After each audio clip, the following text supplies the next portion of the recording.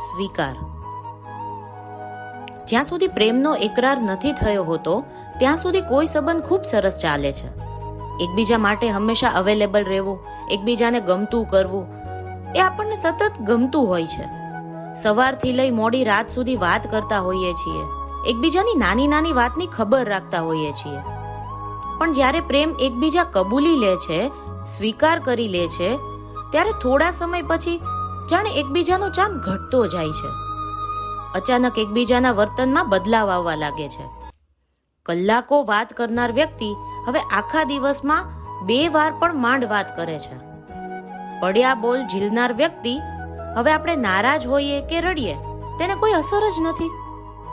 ત્યારે આવા સંજોગોમાં એવું લાગે કે જાણે એક વ્યક્તિ રીતસર સંબંધ સાચવવા માટે પ્રયત્ન કરી રહ્યું છે, સામેવાળાનો થોડો સમય અને પ્રેમ મેળવવા આજીજી કરી રહ્યું છે, સતત રાહ જોઈ રહ્યું છે.